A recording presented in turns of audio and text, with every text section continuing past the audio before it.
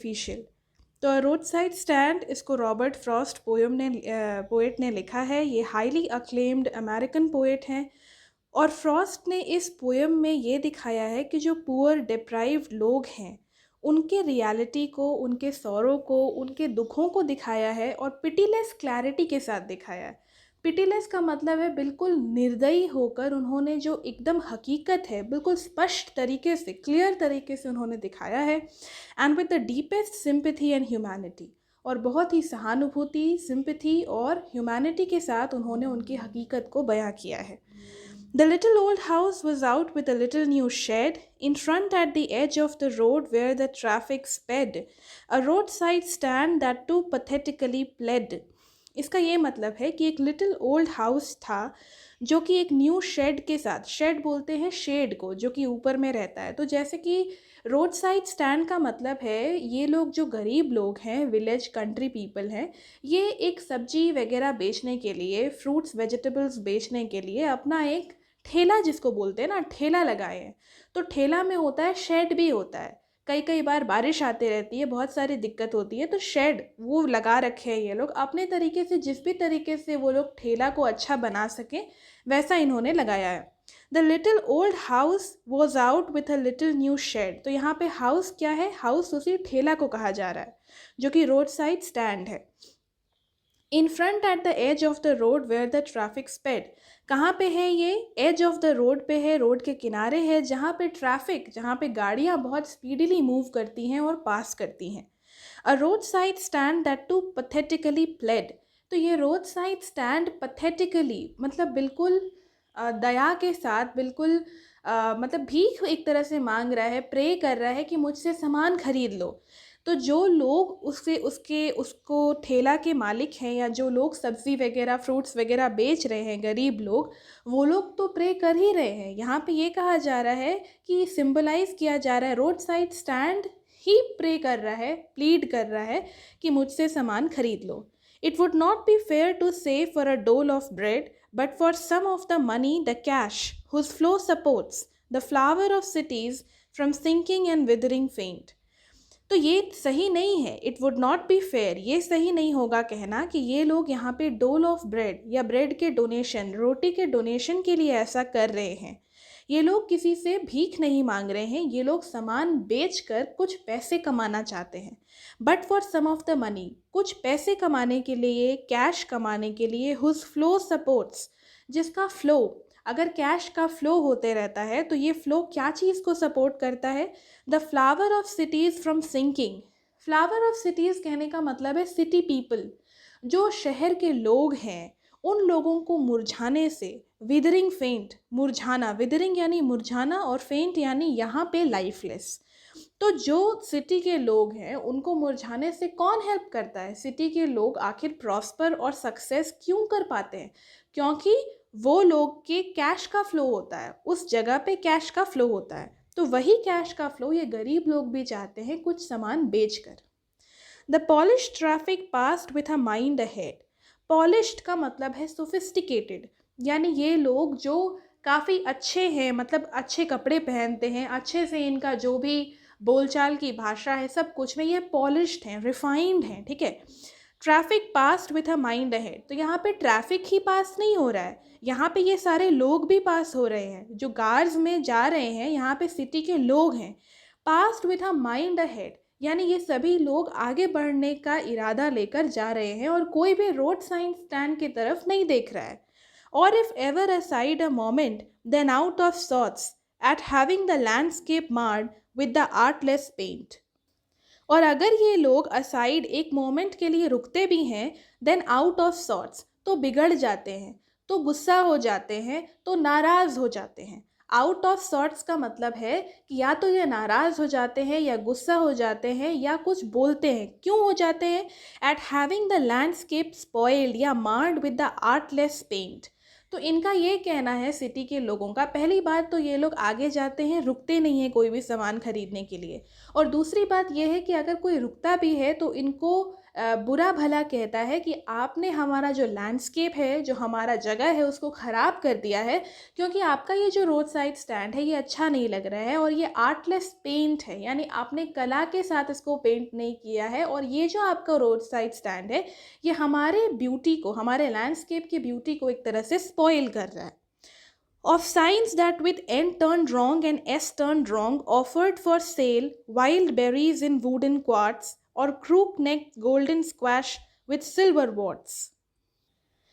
ये सिटी वाले लोग जो हैं वो कह रहे हैं कि of signs with N turned wrong and S turned wrong, यानी कि आपने जो साइंस लगाए हैं, जो रोड के एज के किनारे जो साइंस हैं, उनको आपने या तो पहले से लगे हुए नॉर्थ और साउथ के साइंस को आपने ख़राब कर दिया है, या फिर आप जो अपने लिए अपने रोड साइड स्टैंड के पास जो साइंस लगाए हैं उसमें आपने कुछ गलत सलत लिखा है, एस और एन, ठीक है। तो ये कह रहे हैं सिटी वाले लोग विलेज पीपल को बुरा भला कह रहे हैं और ये खरी खोटी उनको सुना रहे हैं।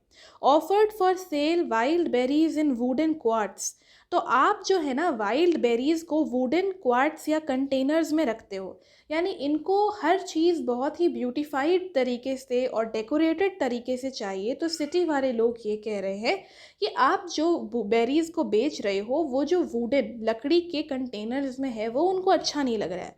और क्रूक नेक्ड गोल्डन स्क्वैश, लौकी जो है ना, स्क्वैश, स्क्वैश यहाँ पे लौकी है, लौकी की सब्जी, गॉड जो है उसके लिए कहा जा रहा है। तो क्रूक नेक्ड का मतलब है टेढ़ा मेढ़ा, जिसका गर्दन जो है टेढ़ा मेढ़ा है, वैसी लौकी आप बेच रहे हो सिल्वर के वॉट्स में, यानी सिल्वर के कंटेनर्स में आप ऐसे लौकी को बेच रहे हो। तो अब इनको इस बात से प्रॉब्लम है कि लौकी जो है वो क्रूक नेक्ड है, इस बात से प्रॉब्लम है कि जिस कंटेनर में रखा हुआ है लकड़ी का वो अच्छा नहीं है, ठीक है।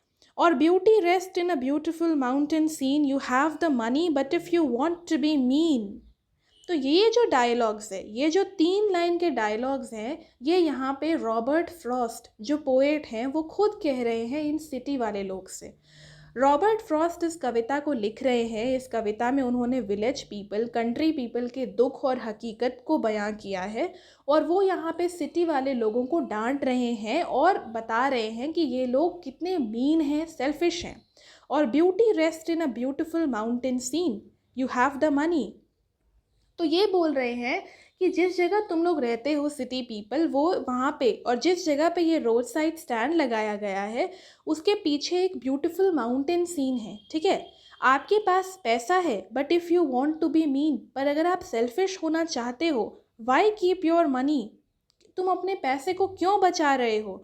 दिस क्रॉसली का मतलब है यहाँ पे कोई अब्यूजिव या इनडिसेंट लैंग्वेज यूज़ कर रहे हैं रॉबर्ट फ्रॉस्ट, ठीक है। और वो ऐसा इसलिए यूज़ कर रहे हैं क्योंकि उनको गुस्सा आ रहा है इन लोगों के प्रति। एंड गो अलोंग, यानी कि आप लोग अपने पैसे को रखते हो और फिर चले जाते हो, ठीक है। मतलब आप लोग थोड़े से पैसे इन गरीब लोगों को कुछ सब्जी, कुछ फ्रूट्स वगैरह लेकर नहीं दे सकते। तो उनको गुस्सा आ रहा है कि कितना तो रोड साइड स्टैंड के पीछे ब्यूटीफुल माउंटेन सीन है, आपके पास पैसा है पर आप बहुत सेल्फिश हो, आप अपने पैसे को बचाकर आगे बढ़ जाना चाहते हो।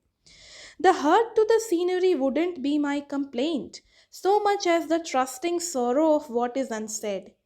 तो यहाँ पे जो रोड साइड स्टैंड को लगाने वाले लोग हैं, विलेज पीपल, कंट्री पीपल हैं, वो लोग बोल रहे हैं कि the hurt to the scenery wouldn't be my complaint.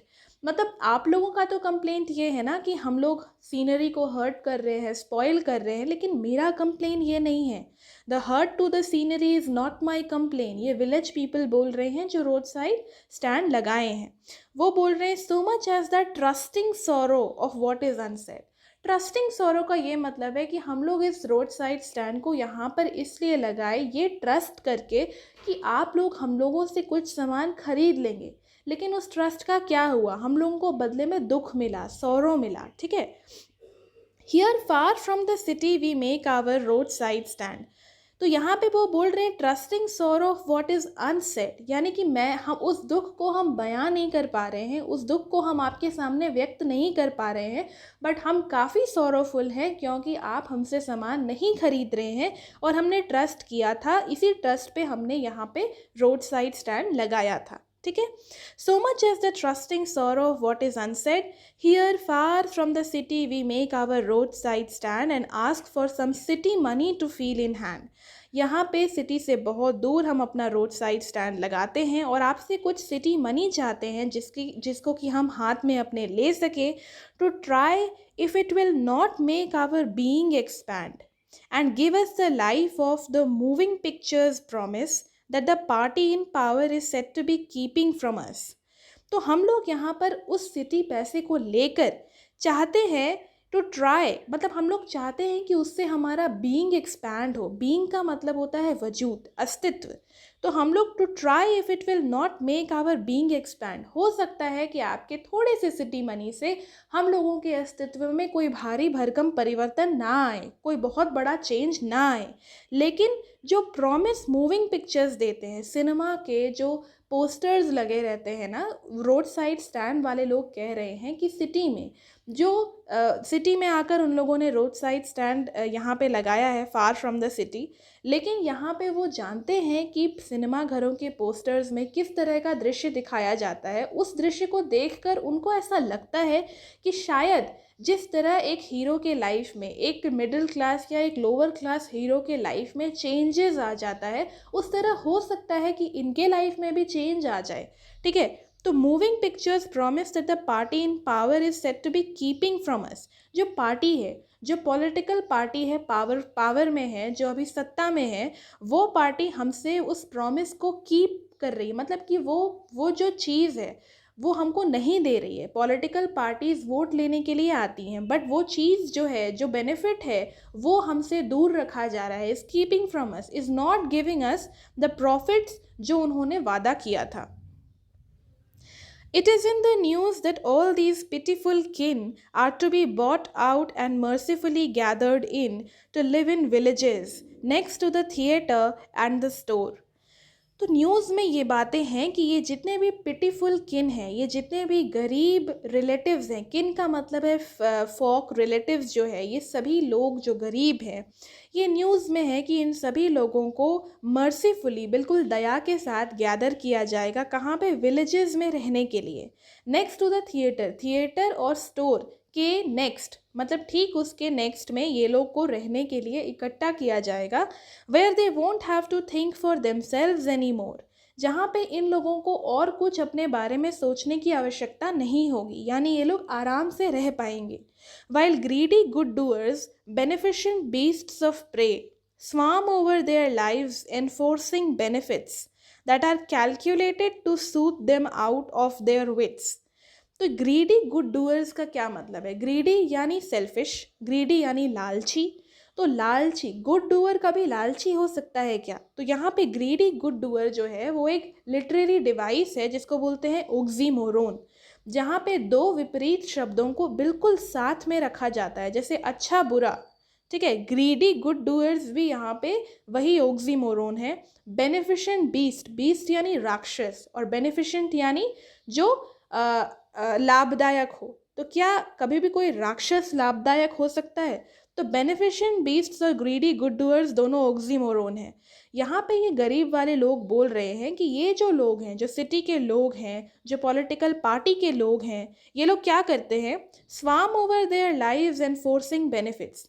ये लोगों को जब वोट मांगना रहता है तो ये लोग स्वार्म का मतलब होता है झुंड लगा देते हैं उनकी ज़िंदगियों के ऊपर, और ये दिखाते हैं कि वो कितने सारे बेनिफिट्स उनके लाइफ में लेकर आएंगे अगर उन लोगों ने उनको वोट दिया तो. That are calculated to suit them out of their wits. और इसको इस तरह से कैलकुलेट करके समझाया जाता है जिससे कि ये जो गरीब लोग हैं इनको शांत कर दिया जाए और इनको इनके इंटेलिजेंस के थ्रू शांत कर दिया जाए. कहने का ये मतलब है कि जब ये गरीब लोग वोट मांगने के लिए, मतलब वोट के लिए इन लोगों को इकट्ठा किया जाता है, तो बहुत सारे प्रॉमिसेस किए जाते हैं बेनिफिट्स देने के, और इनके इंटेलिजेंस से जितने भी क्वेश्चंस उस समय ये लोग रेज करते हैं उन सबको शांत कर दिया जाता है. इनकी ये लोग अपना नेता लोग को सारी परेशानियां बताते हैं, बट ये लोग जो है वो सारे परेशानियों को शांत कर देते हैं ये बोलकर कि हाँ हम ऐसा करेंगे, हाँ हम वैसा करेंगे. ठीक है. लेकिन बाद में ये लोग करते कुछ भी नहीं. And by teaching them how to sleep they sleep all day. Destroy their sleeping at night the ancient way. And उसके बाद ये लोग इनको ये सिखाते हैं कि कैसे सारे दिन सोना है, और उसके बाद ये लोग खुद सारे दिन सोते हैं। कौन? नेता और पॉलिटिशियंस, जिन्होंने वादा किया था भलाई करने का। And by teaching them how to sleep, यहाँ पे देम कौन है? विलेज पीपल हैं। And they sleep all day में दे कौन है? पॉलिटिशियंस हैं। तो and by teaching village people how to sleep the politicians sleep all day. ठीक है। Destroy their sleeping at night the ancient way. तो यहाँ पे ये बोला गया कि इन सभी गरीब लोगों को एक जगह गैदर करके स्टोर और थिएटर के नेक्स्ट में इनके हाउसेस बनाकर इनको रखा जा रहा है, और इनको कहा जा रहा है कि अब आपको कोई काम नहीं करना है, अब आप आराम से जी सकते हैं। और इनको ये सिखाया जाता है कि कैसे ये सारे दिन सोएं। लेकिन इन्होंने इन सिटी पीपल ने, इन पॉलिटिशियंस ने क्या किया कि इनके स्लीपिंग एट नाइट, जिस तरह से ये लोग गाँव में अपने एंशिएंट तरीके से सोते थे, उसको भी इन लोगों ने डिसरप्ट कर दिया, यानी बेकार कर दिया। Sometimes I feel myself, I can hardly bear the thought of so much childish longing. कभी कभी, यहाँ पे पोएट रॉबर्ट फ्रॉस्ट बोल रहे हैं कि कभी कभी मुझे फील होता है कि मैं बेयर नहीं कर सकता, मैं सहन नहीं कर सकता, और इसलिए the thought of so much childish longing in when. बचपन से ही इनका एक विश था, एक लॉन्गिंग था जो कि अनफुलफिल्ड है, जो कि पूरा नहीं हो पाया है। ये हमेशा से ही गरीब लोगों के लिए कुछ करना चाहते थे, और इनको आशा थी कि पॉलिटिशियंस या जो सत्ता में लोग हैं या जितने भी वर्कर्स हैं वो कुछ ना कुछ अच्छा करेंगे। लेकिन इनका ये जो आशा है, जो उम्मीद थी या जो सपना था, वो कभी भी पूरा नहीं हो पाया। ठीक है। रॉबर्ट फ्रॉस्ट का the sadness that lurks near the open window there. Sadness एक गम है जो कि हाइड, जो कि छुपा हुआ है ओपन विंडो के पास। ओपन विंडो के पास यानी रोड साइड स्टैंड के ओपन विंडो के पास, ठेला में जो ओपन एक विंडो है उसके पास एक सैडनेस है, एक गम है, क्योंकि और वो छुपा हुआ है। कहने का यह मतलब है कि ये जो गरीब लोग ठेला लगाए हुए हैं, इनके आँखों में और इनके दिल में एक सौरो है, एक सैडनेस है जो छुपा हुआ है।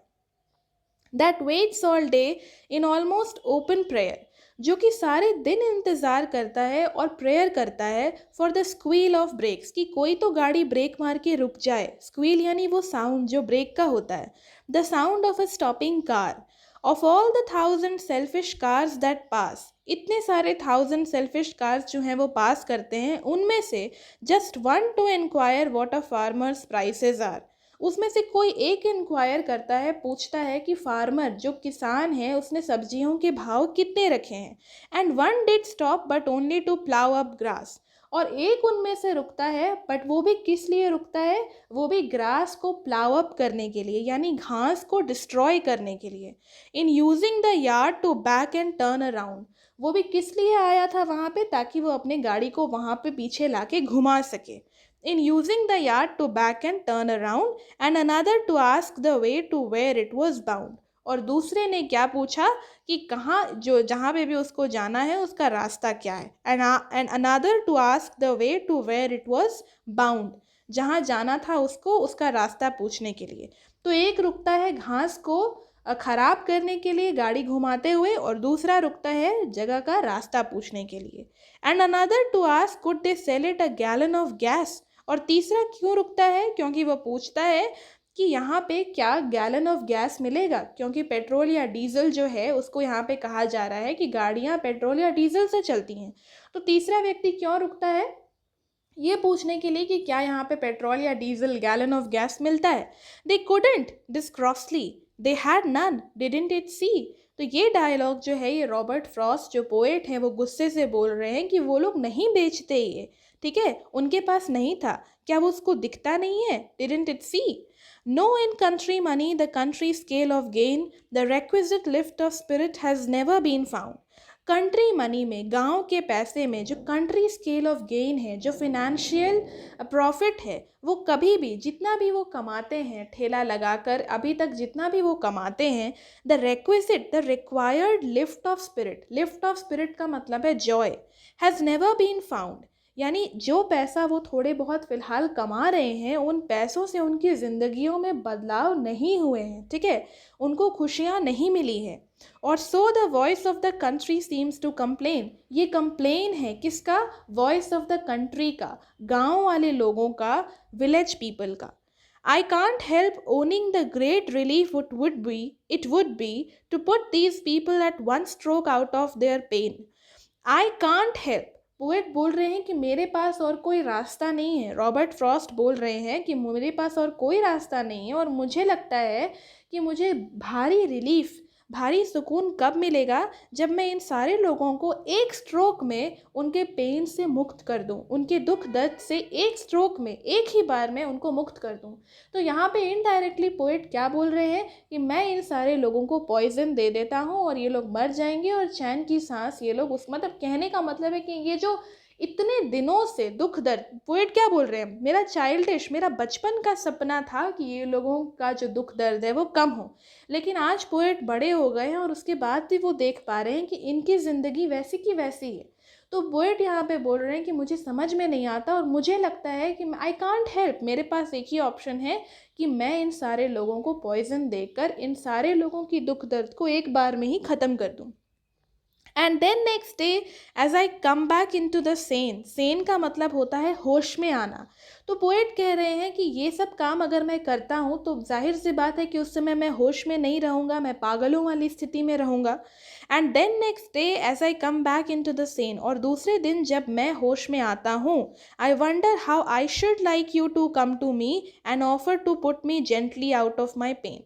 तो मैं ये ताजुब नहीं, इस बात का मुझे ताजुब नहीं है कि आप में से कोई आएगा मेरे पास और फिर मुझे भी अपने पेन से, यानी मुझे भी एक ही स्ट्रोक में पॉइज़न दे के आप भी रिलीज़ कर दोगे, क्योंकि मैंने जो ये काम किया वो अच्छा काम नहीं है, लोगों की जान लेना अच्छा काम नहीं है। भले ही मैंने उनकी भलाई के लिए, उनके दुख दर्द से उन्हें मुक्त करने के लिए किया हो, इसीलिए नेक्स्ट डे आप में से कोई अगर मुझे पॉइज़न देने के लिए आएगा तो मुझे इस बात की कोई ताजुब नहीं होगी, वंडर नहीं होगा। ठीक है, तो स्टूडेंट्स ये है इस पोएम का line by line explanation. Hope कि इस बोर्ड में इस पोएम से कोई भी क्वेश्चन आएगा तो you will be able to answer it. All the best for your exams. Thank you.